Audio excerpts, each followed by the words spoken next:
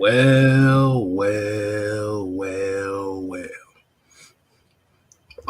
We supposed to be sitting here singing today was a good day. Damn show didn't look like it today. What's going on, people, man? As you already know, this is the post game show with your boys, the heavy hitters. As you already know, if you're just now tuning in, the Falcons have been defeated by the Cincinnati Bengals, 35-17. Mike, go ahead and go over them stats you said you wanted to go ahead and get. Okay, so I'm going to go over the overall numbers for both teams, and do it a little different this time. All right, I want to highlight these numbers for the most part. I think this is the tall tale for the entire team. The Atlanta Falcons had 13 first downs. The Bengals had 29 first downs. The Bengals had 22 first downs by way of passing game. The running game, they had 5. 2 was on penalties. But the Atlanta Falcons, I think the biggest quote unquote concern, they didn't do as bad on third downs than a lot of people would think. They were 410. That's near 500, which is a good thing. You never want to be too far below 500, but they were 410. Could have got better, but I think the real tale of this game is 29 first down. The Falcons had 13. The box score, I'm just going to go to the box score because, again, I think this is very important. Falcons had 107 yards rushing, 107 yards passing. The Bengals, 459 with 78 yards rushing. So those are the numbers that I thought is extremely important. And to highlight this game is just the first downs, which, like we said, if we don't get off to a fast start and get those early first downs and keep that clock churning, we're going to have a long day. But the Bengals just dominated as far as they just kept getting first downs, and they got the first downs with the passing game. Mm-hmm. And I want to explain why I highlighted that. Okay, so got some other numbers for the people. Okay, so before I get to these other numbers, I know the main people will say, well, yeah, the Falcons lost a couple of defensive players. We here to tell you today, there's no damn excuse for that. Regardless on if you got first stringers, second stringers, it's next man up. So this was a very disappointing game on both sides of the ball. But okay, as the Falcons, Marcus Mariota, 8 for 13 for 124 yards and 1 touchdown. Algier got 16 carries, 50 yards and a touchdown. You got 6 carries out of Caleb Huntley. The only big play the Falcons got in this game was the big shot to Damiere Byrd before the second half. But here's something that's very interesting. Here's something that was very interesting that I said that the Falcons got 3 sacks today.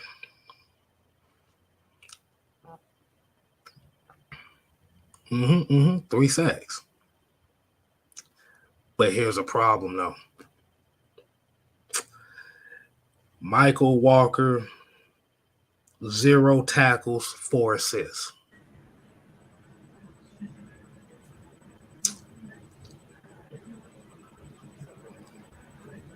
Let's go to Cincinnati side of the game. Joe Burrow, 34 for 42, 481 yards, 3 touchdowns.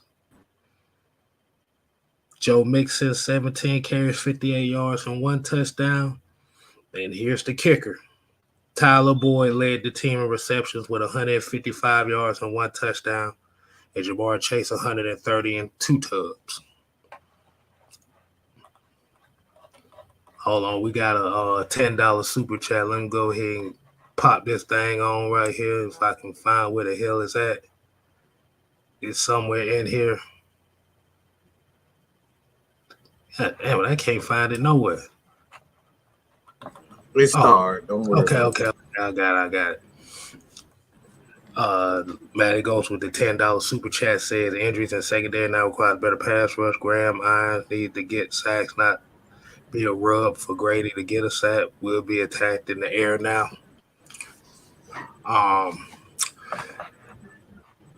Let me go ahead and start it off and kind of give my thoughts out on this right quick as far as how that defense was. I'm going to say it like this. This was the first game that we've seen the Falcons play this year where they gave up a lot of big plays.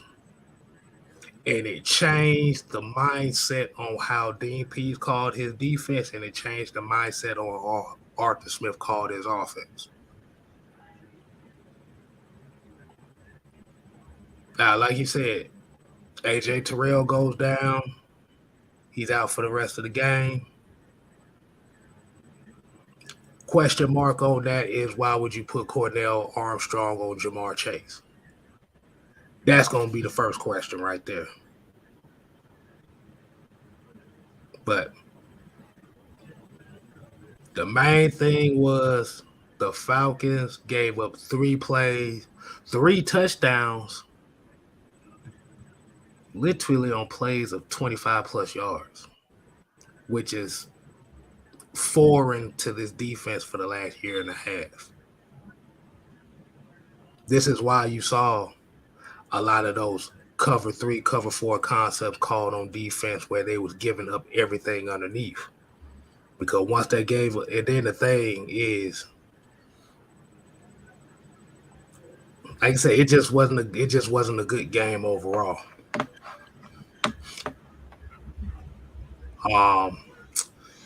I will go into it later, but I'm gonna leave the floor to the brothers over here, see what y'all gotta say on this, man. Y'all want to get into it? I can definitely. I got a couple things I got to get off my chest. But go ahead. Go ahead. But like I was telling you guys before we started the show, it was hard for me to kind of get a real bead because of the injuries. I don't like to make excuses because the Falcons still had a chance to win this game. Mm-hmm. But we had a small margin for error.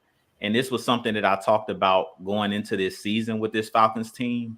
If you get down by 21, 28 points, are you going to be able to get back into the game by throwing the ball? That was one of the concerns that I had about this team. We've seen it in the Rams game. We haven't really seen this team pass the ball consistently as far as to get back into the game. You're going to, with this team, it's going to take all 3 phases when it comes to scoring points. In that Rams game, you got down 28-3, but you had a block punt. You had the defense punching the ball out late in the game, to put you on a short field. And today, to me, and this is something we always talk about, and Mike talks about this all the time when we had Matt Ryan. Sometimes you need the defense or the special teams or somebody else to pick the team up. And the defense bowed their neck or bowed their back on that 4th down when they were in the red zone. They stopped Cincinnati when they tried to throw it, and Cordero Armstrong had the breakup against T. Higgins. That was an opportunity for the offense. Okay, you got to stop. Now we're going to drive. It was way too many offensive drives where we went 3 and out. And I think this was a huge stat that I didn't even know until I was listening to a podcast with Pat-Man Jones and Harry Douglas this weekend, yesterday, where they stated that the Falcons, out of all the teams in the NFL, had the least 3 and outs of all the NFL teams. They were tied with another team for the least 3 and outs. And in this game, You literally had like 3 or 4 3-and-outs early in the game, back to back to back. And when you do that, the problem with that is your defense gets tired. One thing that we haven't seen this year for this Falcons team is we haven't seen a bunch of 3-and-outs, which we would go on long drives, we run the ball, and that gives the defense a chance to catch their breath. It gives Dean Pease and that defense on the sideline a chance to make adjustments. But when you're going 3-and-out, you really don't have time to make any adjustments, too many adjustments on the sideline. And the way that we had players out, far as with the injuries and things of that nature, you just didn't see that chemistry. This is why we talk about chemistry. And this is why I always talk about having depth on your team, because eventually players are going to get nicked up. And that's what we kind of seen in today's game. If you guys were listening to Robert Smith, longtime running back for the Minnesota Vikings, he played with Randy Moss, Chris Carter. He was calling the game, and he said, when you have a guy like Cordell Armstrong out there and you have these backups out there, Dean Pease can only get so exotic. He can't call a bunch of, blitzes and corner blitzes, because even in certain zone coverages, guys got to know their responsibilities. And we've seen today when Joe Burrow and those guys went 4 and 5 wide and just spread us out with no running back in the backfield, guys were hesitating. Guys didn't know where they were supposed to be. And that's the reason you see those big plays early in the game. You got Boyd going down the field, making a big catch. Like, you can't have those type of plays. And that's why I talked about in our show on Wednesday that we couldn't give up those explosive plays. I talked about that. That's what the Bengals live off of. That's what they feed off of. I talked about Jamar Chase run out the catch. What do we see with Darren Hall playing too high, getting out of position, him being able to catch that back shoulder fade, catch that back shoulder catch, and then just cut it all the way back and run it in for a touchdown. Like, those type of plays are killer, and those are backbreakers, because we've seen the Bengals didn't want to run the ball today. Like, they didn't run the ball pretty much at all. They pretty much just spread us out, and it looked like a 7-on-7 drill out there. So at the end of the day, like I said, it's not really too much you can take from this game other than this Falcons team won't quit, because we had that flurry at the end of the half where you had the big punt return by Avery Williams. You had the deep pass to Damiere Byrd on the touchdown. So these guys didn't give up. But where I think the crucial play that nobody's going to look at, or the crucial possession where we needed to score, was when we came in out of halftime. You have to come in and score, because that's why I talked about we had that small margin of error. We got the ball first in the second half. I think the score at the time was 28-17. So it's a 9-point game. You score a touchdown right there, all the pressure at that point is on the Bengals, because they're going to get in their own heads thinking, we got to score on this next drive, because the Falcons have all the momentum. And we didn't do that. We came right out of halftime 3-and-out. So you can't do stuff like that. Like, it's those small, intricate details, those 3 to 4 or 5 plays in the game that changed the game. And to me, that was crucial. When we didn't come out in the half and get no points, I was like, we in trouble, because that's going to give Cincinnati more time to drain clock. And the way that our offense is built, if you guys noticed late in the game, we still really wasn't going hurry up. We were, but to me, it's taking us way too long to snap the ball. Like, when you're down 3 possessions, you got to be quick on the ball, call a play, hike it. And that's not this Falcons team. This team is kind of built to win one way, and that's by that running game, and that's by playing physical. So when you get down big, unless you get a turnover or get a special teams touchdown, it's going to be hard to win a game when you behind. This team needs to play with a lead or needs to keep the game close. When you let a team stretch it out on you, it's going to be hard, because Arthur Smith, we know he's going to stick with that running game, hell or high water. So that's kind of what I took from this game. I know I was a little bit long-winded, but that's pretty much what I took from the game, is we have a small margin of error with this team as far as the way that we got to go about winning games. Everybody put some fire in the chat for that word right there, man. Put some fire in the chat. Now everybody has some more fire.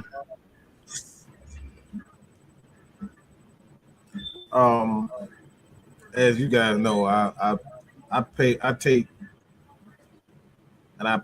extra attention to quarterback play. Now, I know it's a lot of people who feel as though that Marcus Mariota should be benched. I'm not one of those people, but I do see there's an issue there. I've seen plays from the wide receivers where they are getting open, and I've seen games where they're not getting open. I've seen plays where the offensive line is not protected. And I've seen games where they are, they're struggling and they protect. And I've seen games where I'm saying to myself, Marcus, just get rid of the ball, right? Why are you holding on to the ball so much? And then I see games like last week where he's decisive, he sees it, and he hits it immediately. The problem is what a lot of people want, and I'm gonna say something controversial here. That a lot of people just not gonna want to hear, and that's people that's to and against. There's two ways we're gonna figure out what the problem is. We got to see what Desmond Ritter can do. That's one way. The second way, you got to be patient. We got to be patient. Everybody right. Yeah, everybody right. Yeah, everybody right. Everybody right in this situation. You got the only way you're going to figure out what's wrong with this passing game. You have to see what the other quarterback he's doing or he's not doing. And you got to see, all right, if this continues after 10 weeks, all right, then we're going to say, all right, there's clear disconnect between the quarterbacks and wide receiver, or it could be the coaching and his route concepts as one of threes. So it's the quarterback, wide receiver connection, or the quarterback and coaching connection, whether or not he's calling the right plays for Marcus Mariota. So it's patience. We got to see what's Mariota have, because those the only way you're going to figure out what's going on, because there's a clear disconnect in this passing game, because we shouldn't still be at this point saying why Marcus Mariota keep holding on to the ball.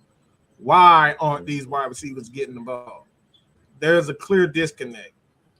And those are the ways. And this is why Arthur Smith is getting paid the big bucks, because he has to make that decision as a head coach to figure out, all right, something ain't right with my offense. Should I bench Marcus Mariota that everybody love, the players love him? But my passing game isn't where it needs to be.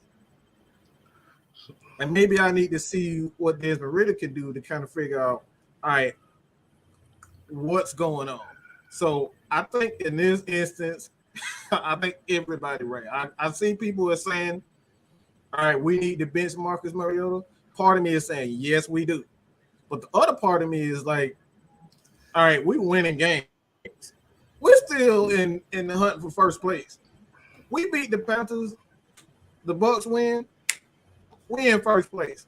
So if I were in that position, this is what I would do. Right. If we're still struggling against the Carolina Panthers in the passing game, even though we win, I got to slowly start to integrate Desmond Ritter into this offense, because at some point your wide receivers are going to get frustrated and say, all right, it's that halfway point, midway point, and dang near everybody is under 20 receptions.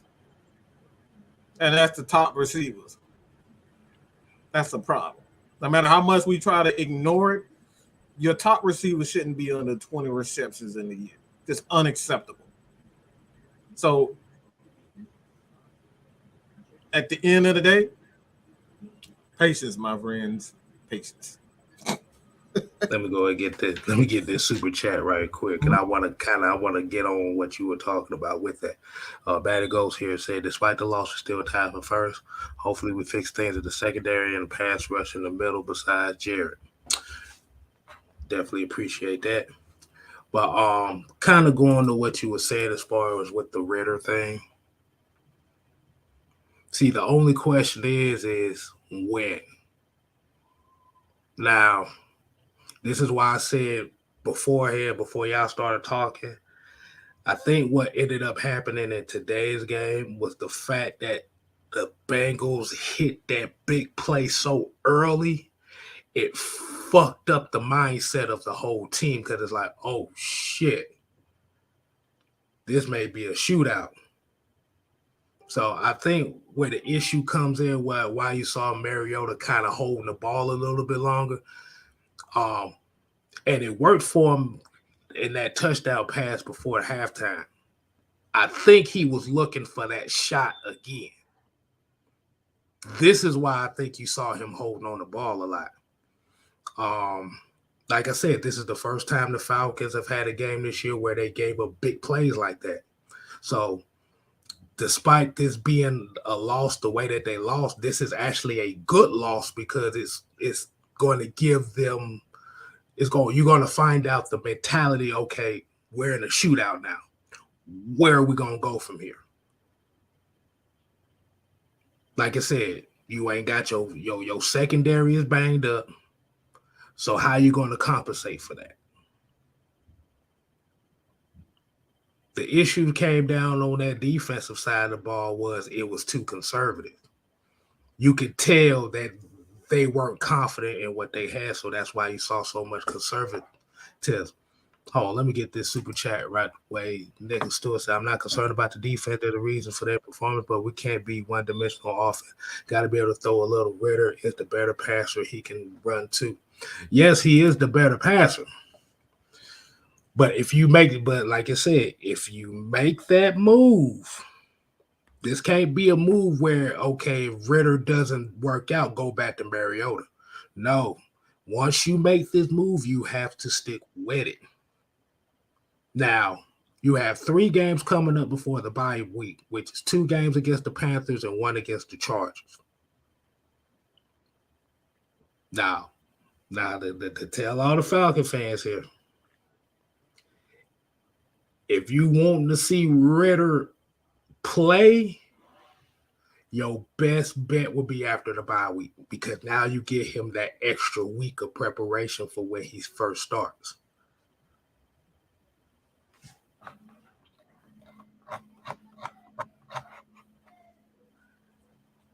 Nah, look, Tay said, no, you can switch. Nah, you can't switch back because you destroy confidence. You would destroy the confidence of a rookie quarterback if you switch back.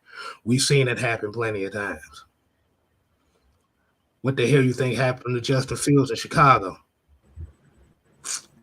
They put him in, switched him back out. He ain't been the same since. That's just a recent example. And the reason why you wait that long, and like I said, once again, the reason why you wait that long is because you're still in contention in the division. Mm-hmm. You're not out of it. Hell, to be honest with you, really not out of it in the NFC, period. But this is why you have a stopgap quarterback. We've said it from the beginning of the year. Mariota is not the long-term solution. You get to fix the issues. You got to see what the issues are, and then with a guy like Ritter, all right, you know where my issues are or my weaknesses are in my offense. I can correct that with a younger guy. Not that you, like I said, not that Marcus Mariota is a bad passer, but even coming into the league, Ritter was a better passing prospect than Marcus Mariota. Right. Because what you want to do is, and this is why, if y'all saw the article about what Charles London said about Desmond Ritter, is the longer he sits, the more Ritter can have more implementation and more time with the coaches to implement what he likes to do as well.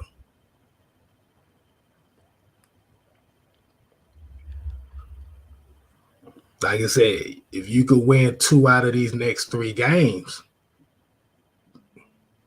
who knows? They may throw Desmond Ritter after the bye week regardless. This is why we say with young quarterbacks, it's better for them to sit in certain situations. What you guys say on that, Drew? This is a tough situation, but it kind of goes back to what Mike has been saying. This year is about the coaching. I'm watching the coaches. I'm still in what Mike's been saying from the all along. This is gonna come down to coaching. Like whoever's the quarterback, I'm gonna back them because I back the Falcons. Right. Personally, if y'all ask me who do I think is more Marcus Mariota or the play calling, I think it's more the play calling. Because I'm seeing a lot of packages where there's like 2 wide receivers. It's not any heavy packages. Like my thing is this: if you bring Ritter in, can he run this offense the way that it's being ran? Because you're not going to change your whole offense in the middle of the season. You, of course, you can add some, sprinkle in a little bit of different things in the current offense that you're running, but you're not going to completely change it. And to me, just watching Desmond Ritter's game, to me, he's not the runner. He can run, but he's not the runner that Marcus Mariota is. As far as, to me, he doesn't seem as fast, as quick as far as those RPO. He can do it. But my thing is, I think it's more has to do with Arthur Smith has to open up this playbook, period. Whoever his quarterback's going to be, because now we just seen that there's going to be games where you can't stick with the way that you want to play the game and control the tempo. You guys know I've been saying this from the beginning of the year that this Falcons team, the way that they have to win, we have to control the tempo. We can't play from behind consistently. The games that we've lost were the games that we got behind big. Against the Rams, we got behind big.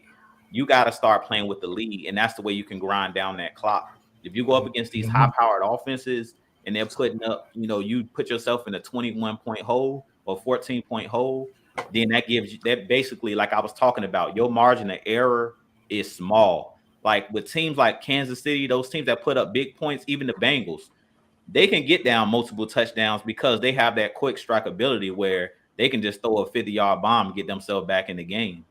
This Falcons team, the way that we want to play, grind teams down, you got to play with the lead. You have to start faster. You can't keep starting slow and then think, okay, we're going to miraculously come back every single game. Because to be honest, this game with the Bengals could have been over with. All they had to do once they got that 21-point lead is say, we're going to start running Joe Mixon a little bit more. We're not going to keep trying to take shots down the field for what? They basically at that point, we were fighting against the clock. Yeah, it was the first quarter, but they really they kept their offense open and they basically was trying to like score 50 on us. Like he dang near threw for 500 yards against us. So it really wasn't, it was less about the Falcons and more about what the Bengals, they pretty much made us play their game. And that was fast break. They were the Golden State Warriors and we're a slow team. We're a team that is dumping the ball into the big man. We the Spurs. We dumping the ball into the big man. We the Kobe and Shaq Lakers. Well, we dumping the ball into the big man. We're playing 90s basketball. They're playing 2000s basketball. So I feel like styles make fights. This is what they always talk about. Style makes fights. But we got to make teams play our game. So we can't be going 3 and out. Like our game is we get the ball. We take you on a 10 to 12 play drive. We run the ball. We drain the clock and keep your offense on the sideline. In this game, Joe Burrow had way too many attempts with the ball in his hand because we kept 3 and out, 3 and out, 3 and out. When you're doing that, you're making it impossible for us to win. And then we already were shorthanded on defense. So that just compounded the problem. But I just feel like this Falcons team has a certain way that we want to play. So we got to make teams play our game. We the Detroit Pistons of the 80s. We going to beat you up. We going to make this game. You ain't scoring 100 against us if this is basketball. We trying to make the game in the low 80s. You know what I'm saying? That we got to keep this thing tight and close to the vest, which gives us a chance to win the game. When it gets into a shootout, this Falcons team is not winning a shootout. I don't even think with Ritter. Now, we haven't seen Ritter, but just from the playbook that I've seen that our head coach is putting out there, this doesn't look like a playbook that's going to get into a shootout and be able to beat teams. That's just personally how I feel about it. And shout out to Lincoln with Lenore here with the $5. He said, we're not throwing the ball. Anyone can hand the ball off, make the switch. Ritter has higher upside.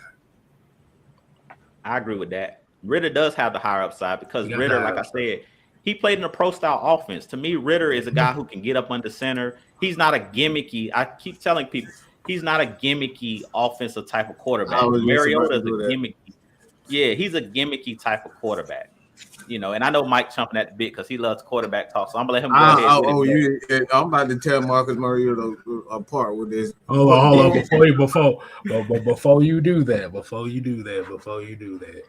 like I will tell everybody here,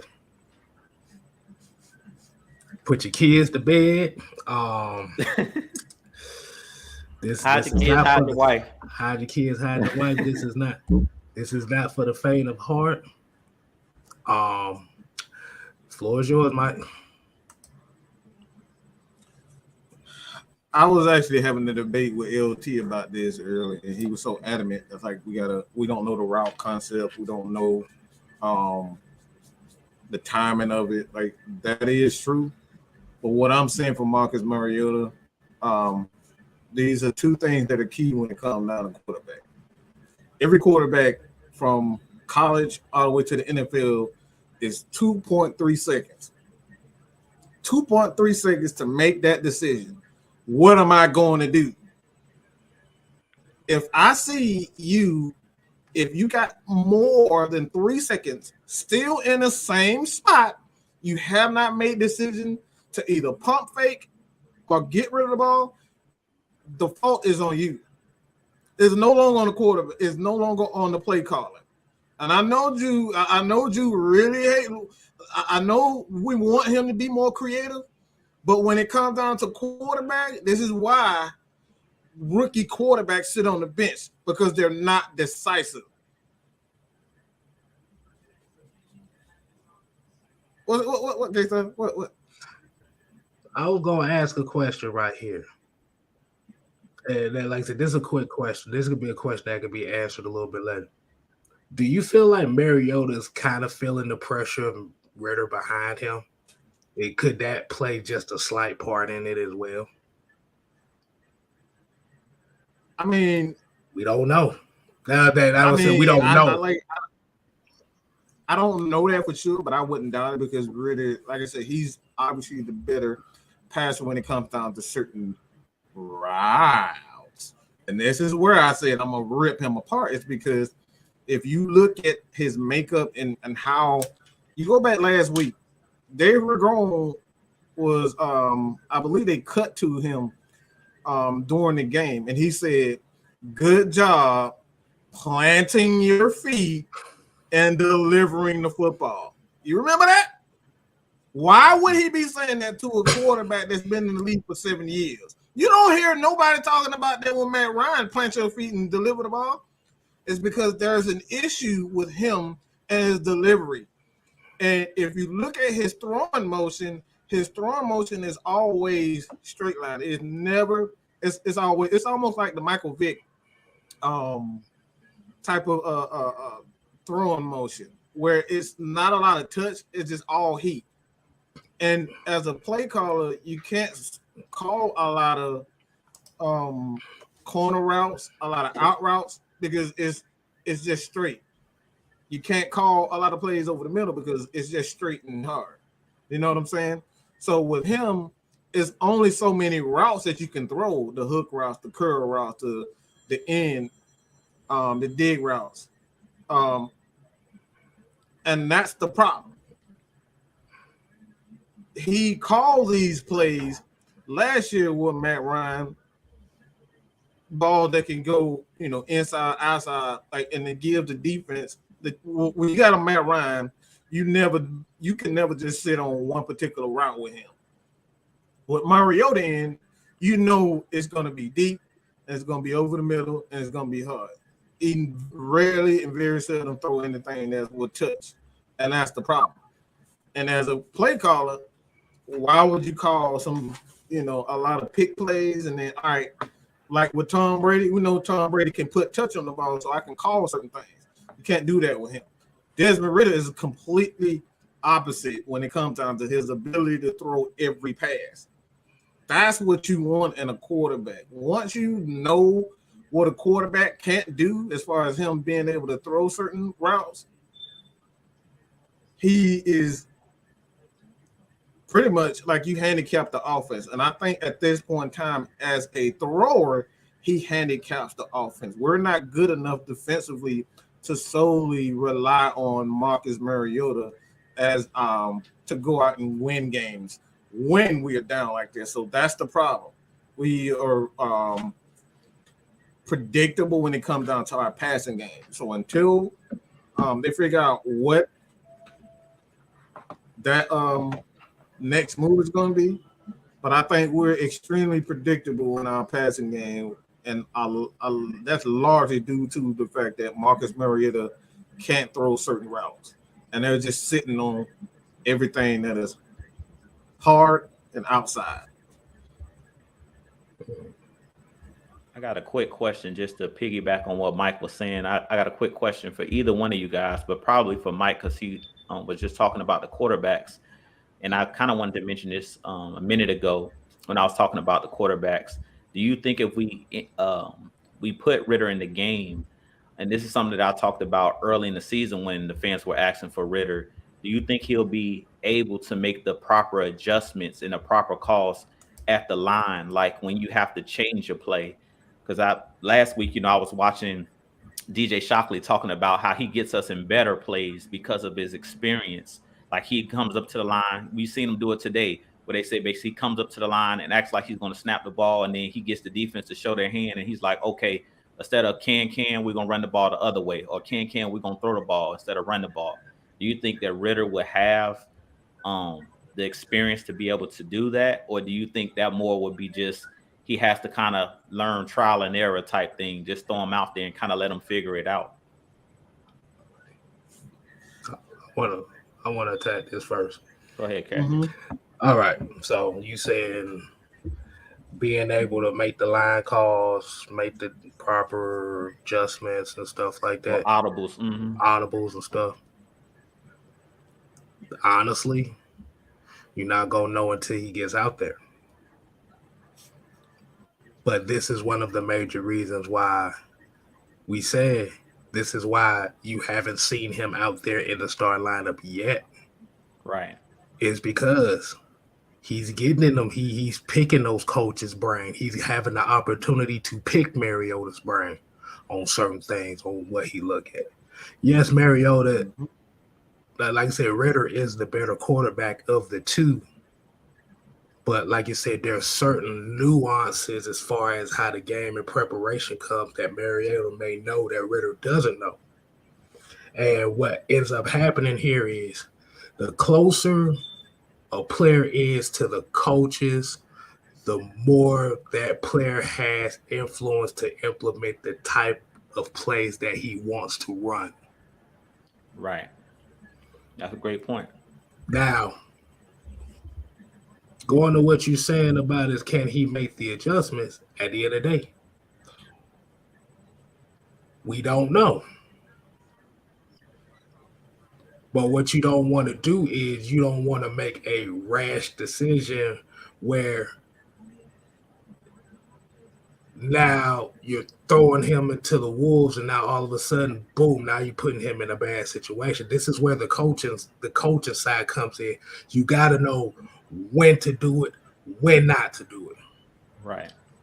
See, now, if this was one of those cases where if we did it a couple weeks ago or 3 weeks ago when everybody wanted it, you may say, yeah, Ritter, like I said, he'd go through his lumps through the season, doing all that, boom, boom, boom, boom, boom. And let me go ahead and make a reference point right here. And this was a tweet that I saw from Matt Curley, and this is why I said he was kind of wrong on this one, because he was saying the Dolphins did it with Ryan Fitzpatrick when they was on the winning streak and put Tua in. How long did it take Tua before Tua was be able to do certain things before he got hurt? There's a thin line. There's a thin line between putting a guy in too late and putting a guy in too soon. We saw Patrick Mahomes sit a whole entire year, come back the next year, one of the best quarterbacks in the league. We see a situation where Justin Fields, just last year, got thrust into the thrust into the starting quarterback position in week 3, and he ain't recovered since. Boy.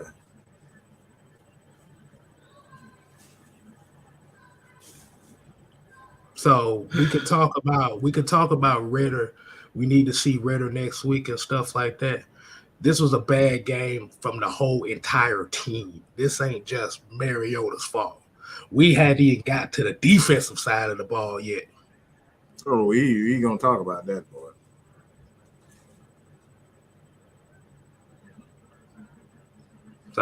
So the question was, should they do it? So the question, Mike, was if we put Ritter in the game, do you think he will have, like, because we know he don't really have the NFL experience, will he be able to, make the changes at the line? Will he be able to, we know Marcus Mariota has that experience of being able to change plays at the line, get everybody lined up, because we've seen him get chewed out in the preseason over that, in the red zone because he couldn't get everybody lined up on time. They got a penalty and Coach Smith chewed him out. So that's one of my concerns, is just he doesn't have the experience. Now, Kay made it perfectly clear, and I agree with him. You don't know until you put him out there, because we can say all of these hypotheticals, but we don't know because he ain't played. So we can't just automatically make that assumption. Well, I'm going to say hell no, because he's an RPO quarterback, and I absolutely despise everything about RPO.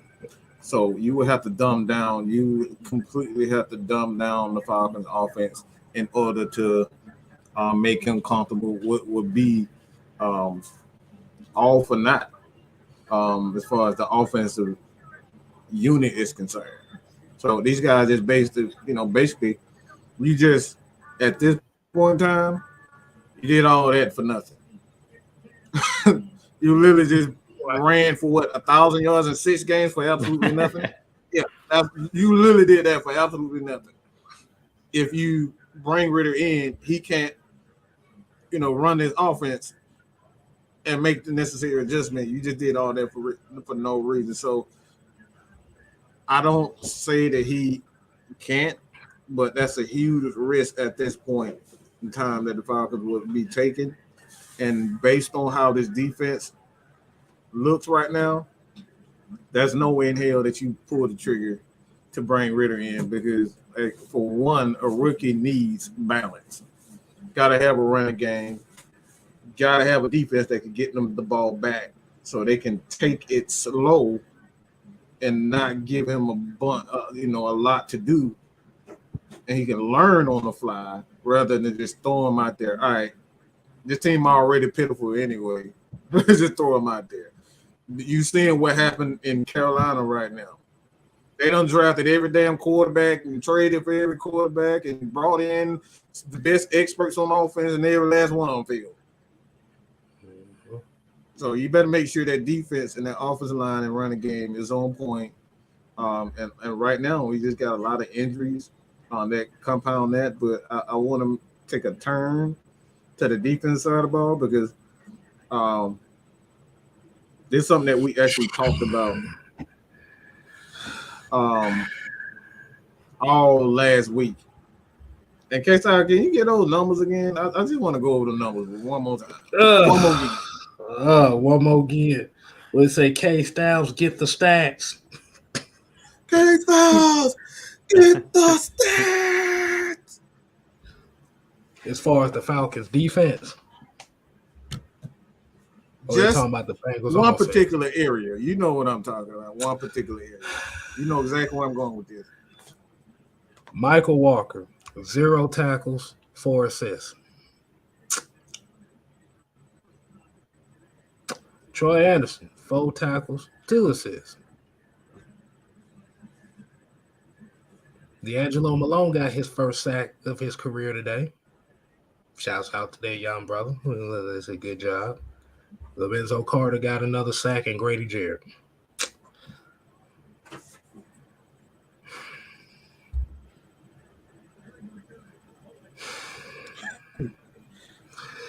Okay, so we're going on the defense this time? Yeah. You want to go on the defense? Okay, let me go ahead and set this up for y'all. DMPs. What the hell was that? Only reason why I say this is, and we kind of had this talk before we came on here, is this was one of those games where they kind of thought a little bit too much because as hot as Troy Anderson was coming into this game, there was no reason to be starting Michael Walker right now with Troy Anderson playing the way they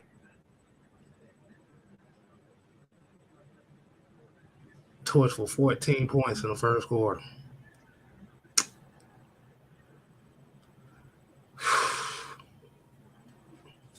All on big plays.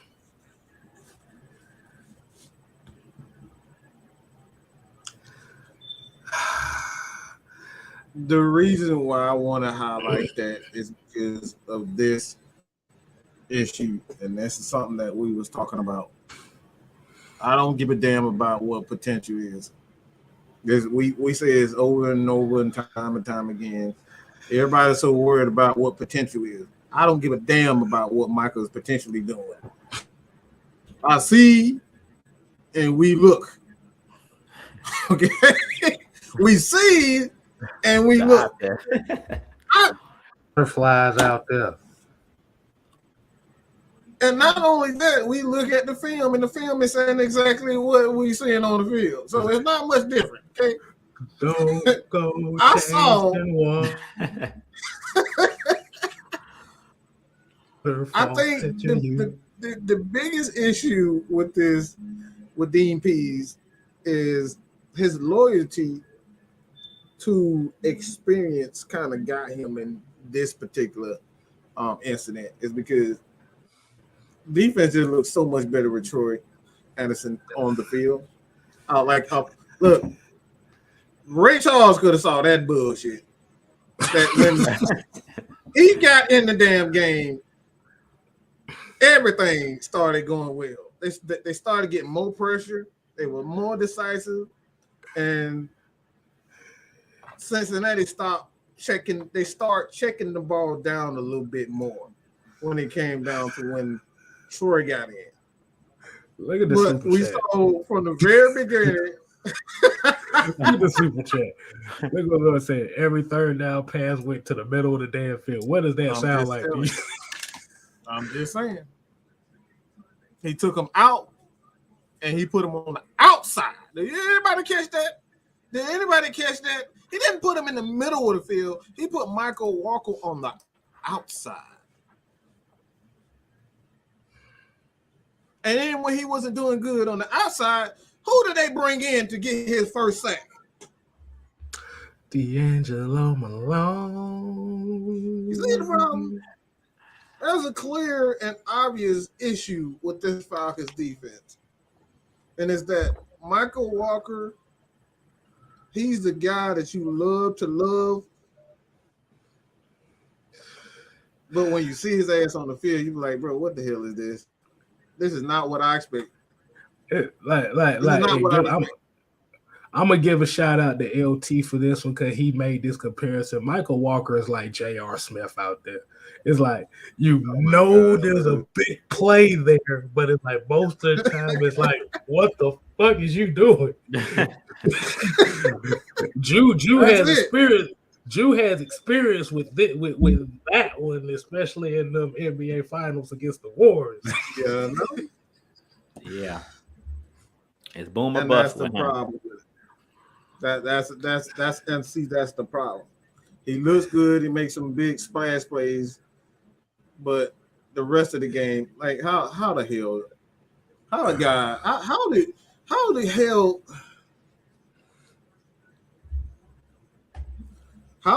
do you have the same amount of tackles than the motherfucker that was on the bench?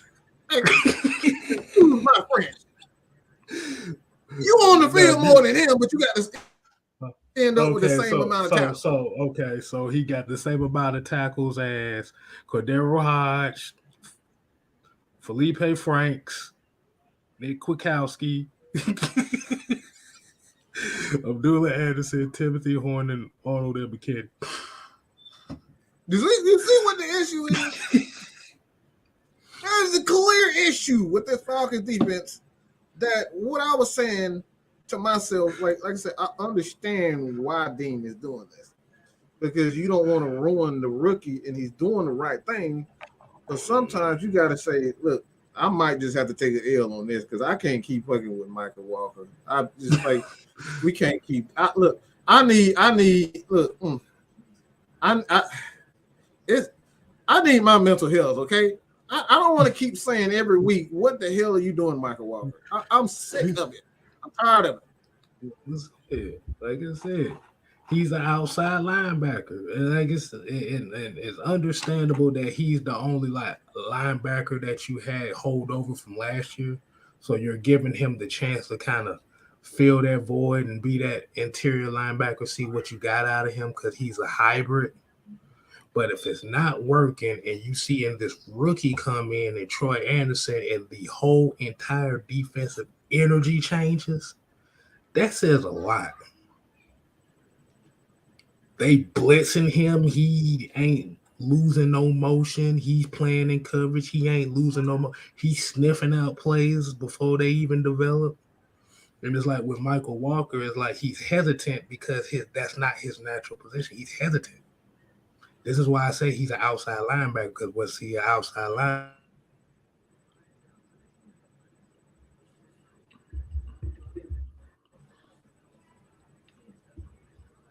Oh hell, like I'm good. Go ahead. No. Y'all not finna do that. But go ahead, you. Now, I'm gonna pick up right where you left off. You was right on point. Michael Walker, if you go look at his college tape, he needs to be outside linebacker because it takes the thinking aspect out of it, and just let him rush off the edge. Period. Let him do what Lorenzo Carter and those guys are doing. He's athletic enough to do it. Put him on the edge and just let him rush because we really don't have enough pass. Like you never have enough pass rushers. So I would take the thinking element out of it. To me, who he reminds me of, and y'all gonna laugh, is Devondre Campbell. The last couple of years of Devondre Campbell was with the Falcons. He just was always overthinking. He was getting caught flat-footed, as LT likes to say. And I don't know if it was LT or Mike that talked about a linebacker should never be flat-footed, that he should always be moving. And he's just doing too much thinking. He looking like Devondre Campbell. He's playing out of position. So you're right on point, Kay. They need to put him on the edge and just allow him to rush. And then put Troy Anderson or T1000 in his position because you can't teach instincts. He just doesn't have the instincts. Let's just keep it real. Because I seen one play in the game and I was like, I know Mike jumped off his couch when it was like 3rd and 1 and Rashaan Evans shot the gap. And it was like, ooh, a big hit by Rashaan Evans because you got to shoot your gun. Like you can't think. You got to just see something, boom. You got to see it before it happens. Like you can't get caught flat-footed. If you thinking that yard is already got, you got to shoot your gun. And that's what you've seen with Rashaan Evans. One thing I like about Rashaan Evans and T1000 is they just going to go. They're not going to get caught flat-footed. They're not going to do a whole bunch of thinking. If you're going to beat them, you're going to beat them shooting a gun. You know, if I miss, I miss, but I'm going to shoot. I'm not going to get caught with the gun, but I ain't even shot it. Like, I'm a miss or not, but you got to take the shot. And that's where we get in trouble with Michael Walker. He's not shooting. He's just standing there. By the time he decides what he's going to do, and I thought that Dean Pease was actually talking about Michael Walker on the low. If you guys go back, I think it was last week in his presser, he said on one play, they threw the ball and the guy would have been stopped short, but we didn't attack the ball. We kind of just stood there because we was worried about making the tackle.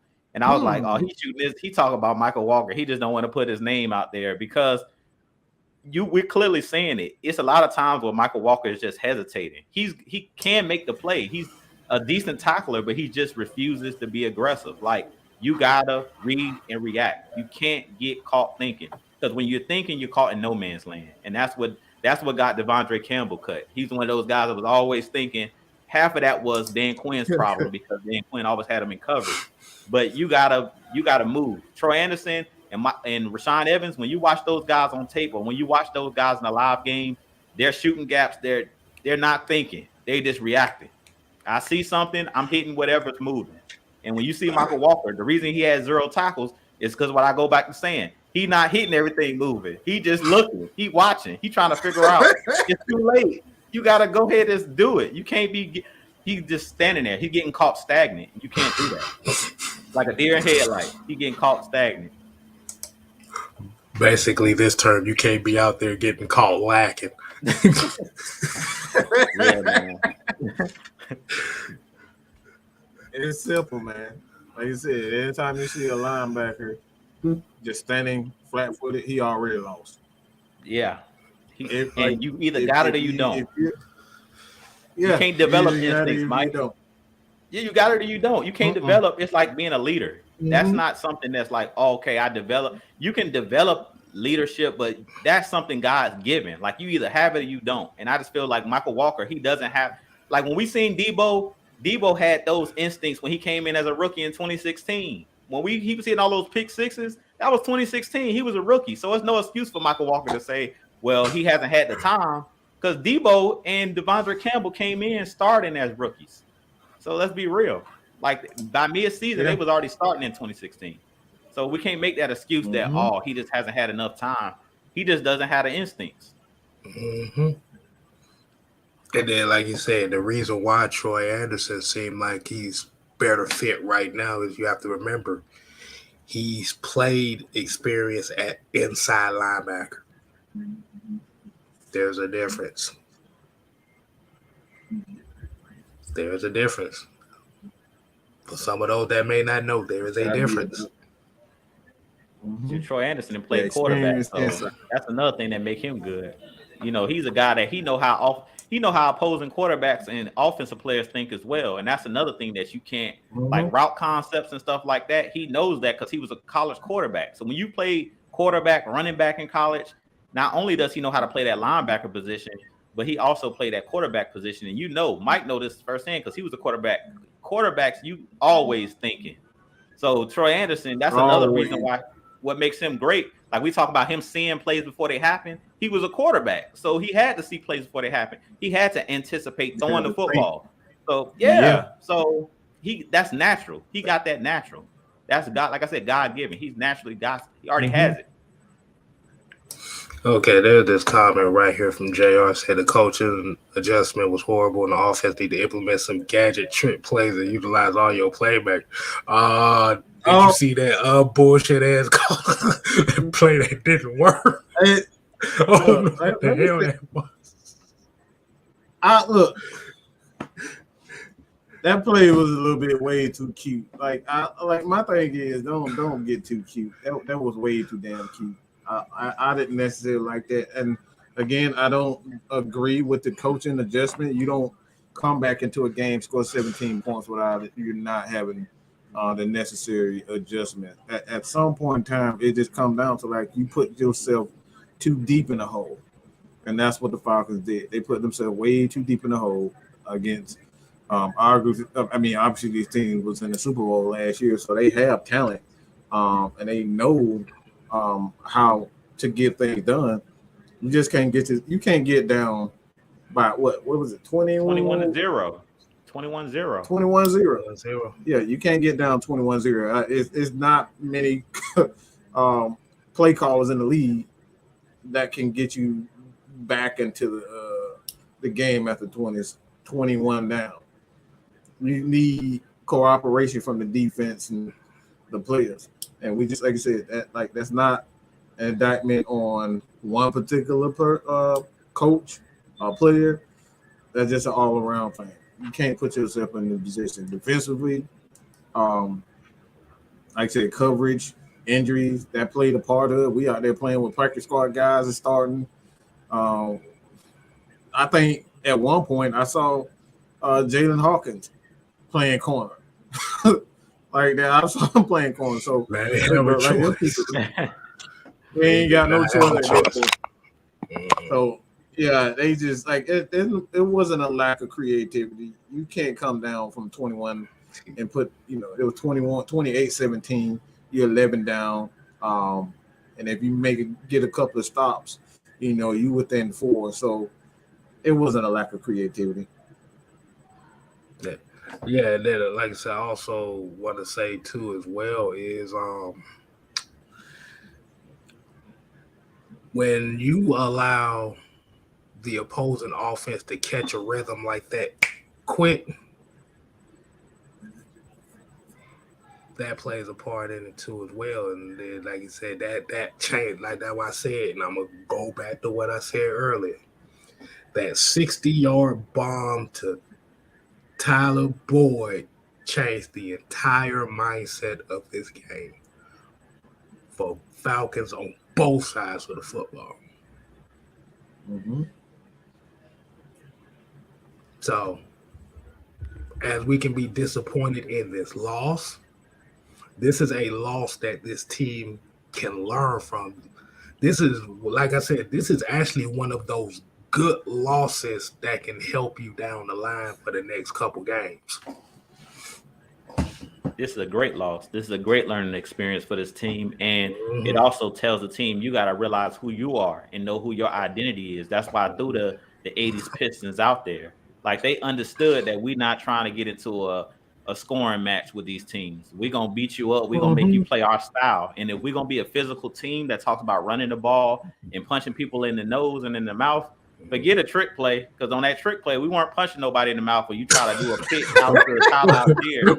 Speed ain't even his speed ain't even his thing, though. He's a guy that goes downhill. He's not a guy as far as lateral quickness. You know, he ain't Cordell Patterson. That's a play you run for like a Cordell Patterson or Avery Williams. We seen that pitch, we seen a similar play where Avery Williams broke that 30-yard run. So that wasn't the right play call in that particular moment. Yeah, but I just feel like you said, you got to know who you are. We got to know what team we are. We're learning who our identity is, and pretty much they came into this game. If you've seen the Bengals, they were loading the box because they seen what we do on tape. We maulers. That's what our offense is. We gonna maul you. We ain't gonna get cute. That's why I say a lot of the plays, if you look at it, it's 2 wide receivers and a bunch of tight ends. Like it ain't many routes where you see 4 and 5 wide how they were running. That's their game. We can't get into playing that game, and that's why we got to start faster. We got to make teams play our game, which is let's get in the brawl. Let's get in the bar brawl where we in the phone booth and we about to get in the brawl. You talk about establish the dominance off the bat. It's like that phone booth. I heard UFC that you were talking about. I even heard the commentators. The commentators were wondering why the Falcons weren't passing the game. Passing the ball. So they was like, look, Falcons from, I think like the third straight game, well, probably not the third straight game, from Rams, a few other games where they got down, they stuck with what they were. They ran the ball, they played, their style. And I think eventually that's going to pay dividends because, like, one thing defenses don't want to play that. They want to get in those shootouts where you have to do the things because, like you said, you look at the Bengals, they didn't want to get pretty. They didn't want to get ugly. They wanted to stay passing the ball. They didn't even try to establish. And I'm gonna tell you, they're gonna be an early exit even if they make it to the playoff. They're gonna be an early exit. They're not even trying to run the ball anymore. Doing exactly what we did with Matt Ryan and Julio. They weren't even trying to. And you can't count on wide receivers staying healthy. Like, and be honest, I think it was the wrong. I think it was the wrong move to keep Chase in. Once he has that hamstring issue, get him out. You already beating up the Falcons. What's the point of even keeping them in there? You beating our behinds. Get him out, and they didn't even protect him. So the arrogance of that team, man, is going to be their downfall because it just seems like the Falcons over and over again. And damn it, I forgot what I was gonna say too. Oh, look! I'm sitting here. I'm just listening to what you're saying about the Chase thing, and yeah, man, this is definitely going to be a learning experience, y'all. Like I said, this this. Oh, I know what I want to say. This is part of what happens when you play ugly football. You're going to have ugly results that come down to it. This was an ugly result game for us. Like I said, you move on to Carolina next week.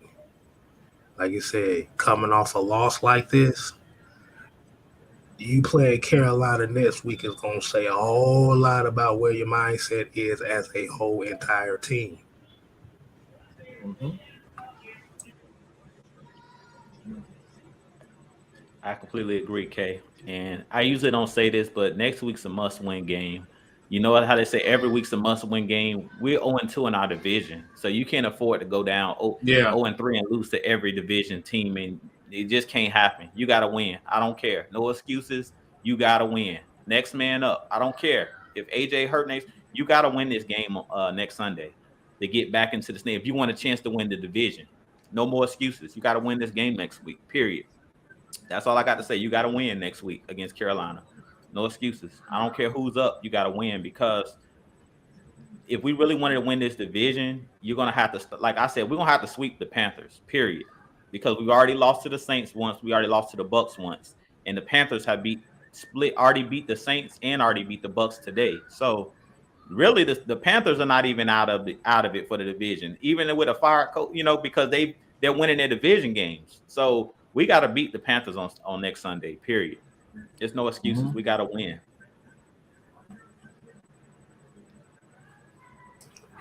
Oh, there's a comment here. Virtual GM said time of possession should be our focus. Stay true to the running game.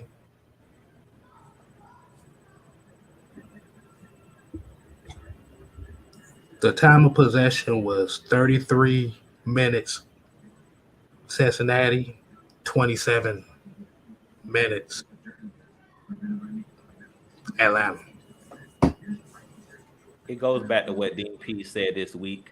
It's about scoring points. I don't care about yards. I don't care about none of that. I don't care about who's number one in yards allowed. It comes down to points because you guys seen when we cut it at half to 17-28, they had all the possession. I mean, we had time of possession somewhat on our side. It really wasn't the time of possession that killed us. It was the stand on the field on third downs, meaning we weren't converting on third downs. We had like three and outs in a row. It was giving up big plays, which was my key to victory on Wednesday, that you can't afford to give up those explosives. And it was scoring. Like that's what it comes down to. You gotta stop teams from scoring, period. I don't really care about the yardage. Yeah, Joe Burrow almost threw for 500 yards, but we've seen Tom Brady throw for 500 yards in the Super Bowl and lose to the Eagles. So I don't care about that. I don't care about the yardage. I care about, as Dean P says, as long as we got one more point than the other team has, that's all I care about. And based upon how our offense plays, and we talked about this numerous times with Mariota, we seen last week when we dominated the 49ers, he only had 180 yards passing or something like that, 13 or 14. He didn't have big numbers, but if you watch the game, we completely dominated them. So like I said, it's mainly about making teams play the way that we want to play. Make them play our game. We can't afford to let these teams turn it into a shootout, because if they turn it into a shootout, that's not the way we want to play. At that point, we're playing left-handed. We're playing their game. I'm about to say, what the hell's wrong with being left-handed? I'm left-handed. Yeah, that's let's say it like this. They making you use your weak hand. As people okay, I'm about to say, yeah, my case would be right-handed. Well, yeah, except in basketball. For some reason, whatever your when weak hand is, in my case, I'm right-handed, so the left hand. And they said make you play left hand. The weak hand. Well, I'm an anomaly. I'm right-handed, but I use dang near everything with left hand. So I'm the weirdo of all. But no. Yeah, I'm about to say, when I play basketball, for some reason, I'm predominantly right-handed. Everything else is left-handed. It's weird. It's weird. That's literally ambidextrous, Kay. Bullshit. I tried doing everything else with my right hand, boy. I look like I need to be in a special class. Oh my goodness. But no, but at the end of the day, like I said, man, it's like I said, this year is going to be about coaching and putting the right players in position to get them to succeed. And right now, there's a like I said, the biggest issue with this defense is still in the middle of the field. And I've said it before. Um, I understand why Deion Jones is gone. They want to go and get their guys in, but the linebacker position is a major concern right now. The linebacker position is a major concern. I still believe that Rashawn Evans will be back because he deserved it. He's played well enough to be that secondary guy. But I'm just gonna be honest. Michael Walker needs to go. If we're gonna get better, he has to go because he doesn't necessarily fit what Dean Pease wants defensively. He doesn't have the mentality. I see him running away from contact, even on the outside when he playing edge. And every time, and that's what Jude was talking about. He took a slick shot at Michael Walker where he was talking about, yeah, if we just hit the damn hole, we would have had a tackle for loss. Well, he didn't do that. And we've seen him on multiple occasions doing exactly that. And it's kind of crazy. It's the same thing everybody accused Deion Jones doing. We're literally seeing Michael Walker do it all year. Just saying, folks. Mm-hmm. In other words, keep that same energy.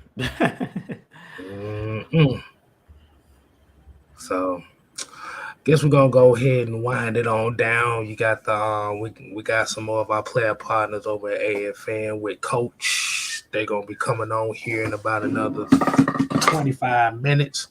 So we're gonna go ahead and wrap this thing up today. Like it says, unfortunately, the Falcons do lose 35-17. Cincinnati only scored 7 points in the second half. So we making no necessary adjustments on the defense side of the ball. So we, like I said, this team just got to do a better job of starting. I keep saying this. We got to get Drake off. We got to get Drake London off to an early start. I think that's the biggest issue with this offense. Get Drake the ball early. Right. So one thing I want to get off before we get off of here, Kate, when you just said that they scored 7 in the second half, we scored 0 in the second half. Is that? Yep.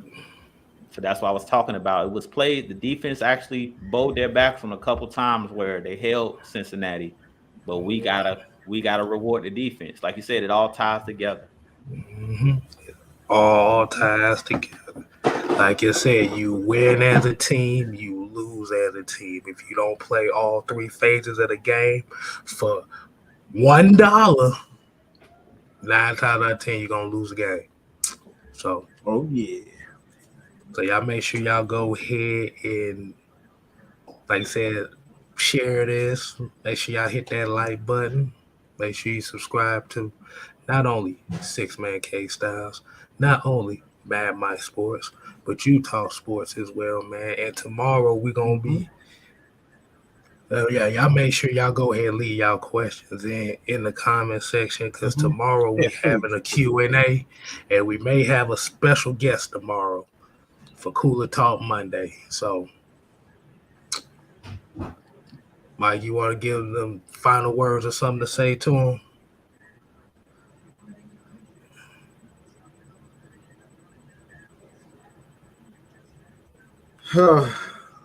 Yeah.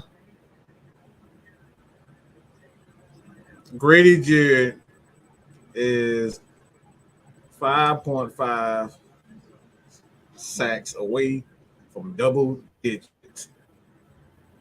Just think about that. Almost a sack a game. Almost a sack a game. Mm-hmm.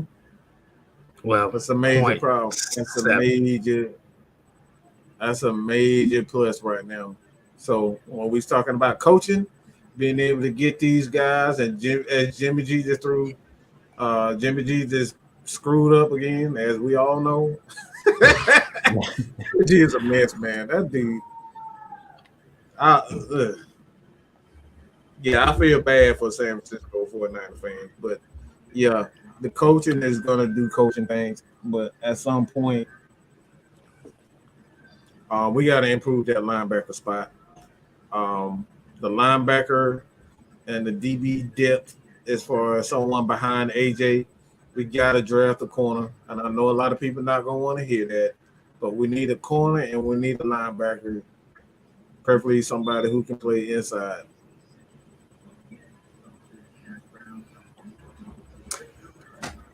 Hmm. Yeah, we'll have more of a discussion on that, but like you said, it's kind of for me personally, I say it's still kind of too soon on that.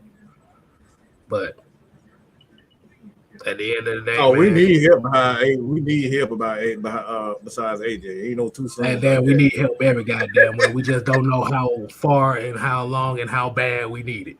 So until next time, well, G, you got one more thing you want to say before we leave?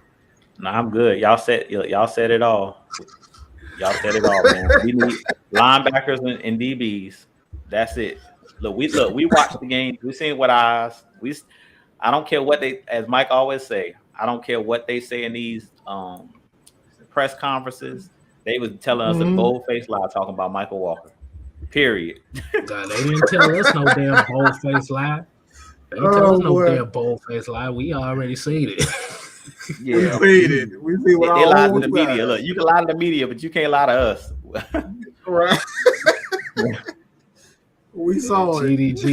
GD here said after 7 games, you generally have an idea what type of team you have. Falcons at 3-4 are what the record says a below average football team. Hell, that's about 60% of the damn league right now. So Yeah, it's gonna get better, man. It's gonna get better. But as K Styles run and hide, I don't know why he running and hiding right now. Um, as we go to the end of the show, he gonna hide at the end of what the hell kind of weird shit is that? Um,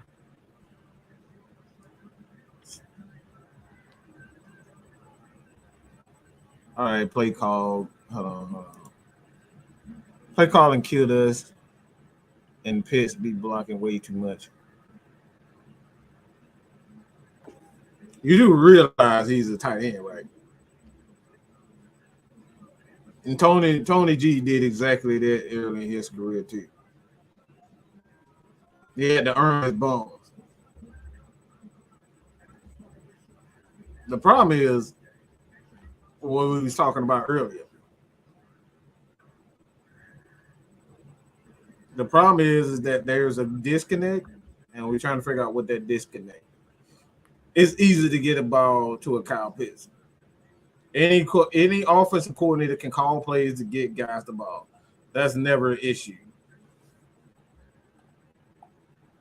And I think when it comes down to that, like Kyle Pitts, he's blocking way too much. Like that, like come on, bro. This ain't man. Somebody got a damn block. Wide receivers block too. I mean, you ever heard of this guy named Hines Ward? Shannon Sharp literally had to win his opportunity starting out blocking.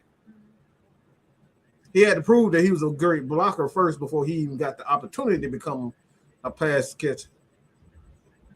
So at the end of the day, he's doing exactly what he needs to do to be a complete player. Because I think we were talking about that not too long ago about having tails. Well, when you know certain guys in the lineup, you know what's going to happen. You know that J.R. Smith, guys like that, coming in the game to do one thing. Shoot, shoot, shoot, shoot, shoot. When you see these guys, you know they're going to do one thing. When you see Kyle Pitts, yeah. For the most part, you know he out there to catch the ball. But if you can build him to a point where he's like you can't tell whether or not it's going to be a run or a pass, that's when you got the that's when you got the defense beat. because you don't know what he's going to do at a certain point in time. So again, Kyle Pitts is going to get his numbers. He's fine. The Falcons are fine. They're only 3-4 at this moment. Things are going to turn around. You got something else on that, Jude, before we end? You hit it. You hit the nail on the head. Yeah, like you said, you can't just bring Kyle Pitts in when he gonna catch a pass. You got to mix it up, and that's another reason why you got to get that running game humming, because this offense is predicated on the run. So you can hit those, and that's the reason why I've talked about early in the season. We talked about it. In the Rams game, all of these games where we got down in the game, that's the reason that Arthur Smith sticks with the running game, is because you can't do a play action and make it believable if you're not running the ball with any success, or even running the ball, attempting to run the ball. Even if you're getting it 1-2 yards, you got to make those linebackers and those guys in the secondary believe that you're actually handling the ball off, so you can throw the ball behind them. You know what I'm saying? So they'll step up, make those false steps, and you can throw the ball and create space for the guys to catch the ball behind those linebackers. So, like you said, Pitt's got to do everything, but he's playing his role in this offense. And like I said, we got to be who we are, period. We got to stop trying to play other teams' game. We got to stick with our game plan. Again, in basketball, we the 80s Pistons. We trying to make this into a bar fight. We trying to beat you up in the trenches. Exactly. Not trying to get prissy with you. We trying to beat you up and put you in a phone, make you play the game in a phone booth. That's what this Falcons team is trying to do. That's how we hit that long pass to Demir Bird, because they came out in that same formation, looked like we were about to hit somebody in the mouth. 2 wide receivers out there, and he ran right past Eli Apple. Ran past everybody. So it's really making teams play our game, period. So with that being said, K-Style just disappeared all of a sudden. We're going to disappear himself. Shit, hey man, you can't. Boy, I had to piss like a motherfucker. I ain't even gonna tell y'all no lie. I already knew. That man just got up and just disappeared. I already knew what it was. Go ahead, K-Style. All right, until next time, people. We ain't here to play. We here to stay. You ain't gotta go home. But you gotta get the heck up out of here. Deuces.